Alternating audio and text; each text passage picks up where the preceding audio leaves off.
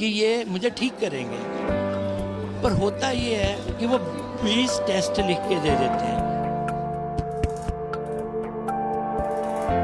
जब और तब नहीं करेंगे तब तक ज्योतिष आपका फलीभूत नहीं।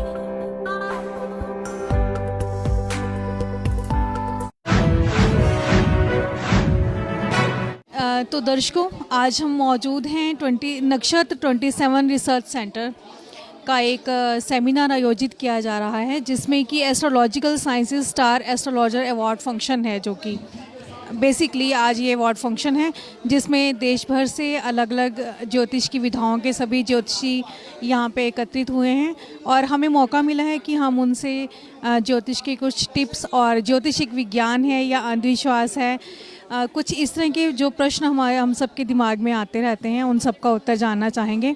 तो अभी हम जिनसे मिल रहे हैं वो डॉक्टर उप्पल जी, डॉक्टर दीपक उप्पल जी पंचकुला से हैं बेसिकली, और ज्योतिष और वास्तु में अपना एक जाना पहचाना नाम है।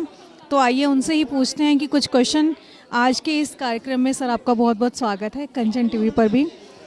तो मैं आपसे ये जानना चाहती हूँ कि अक्सर ज्योतिष को लेकर लोगों के मन में अब काफ़ी बदलाव भी आया है, लेकिन एक बेसिकली एक पाखंड या अंधविश्वास के तौर पर जनता ज़्यादा देखती है, तो इसके बारे में आप क्या कहना चाहेंगे? मैं सबसे पहले आपसे ये बात कहूँगा कि ये सिर्फ ज्योतिष ही नहीं है।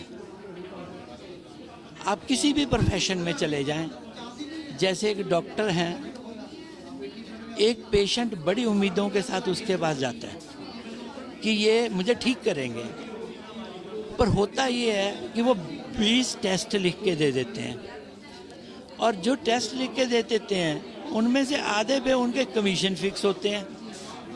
इसी तरह जो ज्योतिष है,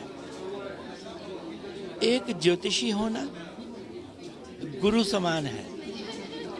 लोग बड़ी उम्मीदों के साथ आते हैं, पर जब तक आप अपनी पढ़ाई के साथ साथ जप और तप नहीं करेंगे तब तक ज्योतिष आपका फलीभूत नहीं होगा। बिल्कुल आपने सही बात की कि जप और तप यानी कठिन तपस्या और मेहनत तो आपको करनी ही पड़ेगी। और जी, ज्योतिष और वास्तु इन दोनों में क्या संबंध है कि आप हमें थोड़ा थोड़ा सा बताएं, बहुत ज़्यादा डिटेल में ना होकर के थोड़ा सा हमें गाइड कीजिए हमारे दर्शकों को, क्योंकि अक्सर वास्तु और ज्योतिष में थोड़ा सा कॉन्ट्राडिक्टरी हो जाता है लोगों के मनों में। तो वास्तु ज्योतिष से कितना कनेक्टेड है?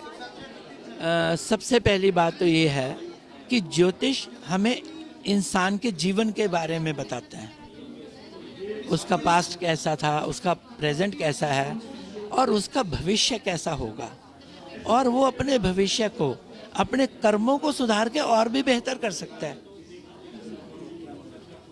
इसी तरह जो वास्तुशास्त्र है वो एक हिसाब से हमारा जो वर्क प्लेस है, हमारा घर है, वहाँ एक ऐसा एनवायरनमेंट क्रिएट करना कि वो उस एनवायरनमेंट में बेहतर तरीके से काम कर पाए। तो दोनों अलग अलग विधा होते हुए इंटर रिलेटेड है, क्योंकि आप तभी अच्छा काम कर पाएंगे अगर आपका एनवायरनमेंट सही होगा। और वास्तुशास्त्र तो बहुत 5000 साल पुरानी विद्या है, ऋषि वराह मेहर हैं, ये उस समय से ये शुरुआत हुई। और दिल्ली जिसे हम आज बोलते हैं, इसे पहले इंद्रप्रस्थ बोलते थे, और इसकी स्थापना इन ऋषि वराह मेहर के द्वारा हुई थी। जी, आपने बहुत हमें सर इसके बारे में बताया है और आशा करती हूँ कि लोगों तक पहुँची भी होगी। लेकिन जो आज का ये सेमिनार हुआ है जिसमें आप एकत्रित हुए हैं यहाँ पे सब लोग, तो इस सेमिनार से आपको और लोगों को क्या फ़ायदा होगा? हमारा इस सेमिनार पे आने का जो एक ही तात्पर्य था कि हमें विभिन्न मित्रों के साथ मिलने का मौका मिले, जो लोग हैं जो यहाँ पे आए, हमें उनसे और उनको हमसे मिलने का मौका मिले, और अगर हम उनकी समस्याओं में कुछ प्रतिशत भी निजात पाने में उनकी मदद कर पाएँ तो हम समझते हैं कि हमारा यहाँ आना सफल होगा। धन्यवाद दीपक जी, हम फिर आपसे मुलाकात करेंगे दोबारा, क्योंकि आज हमें बहुत से लोगों से भी यहाँ बात करनी है। तो इस सेमिनार का लोगों तक ज़्यादा से ज़्यादा फ़ायदा पहुंच पाए, इसके लिए इस सेमिनार को भी बहुत बहुत शुभकामनाएं और आपको बहुत बहुत धन्यवाद हमसे बात करने के लिए।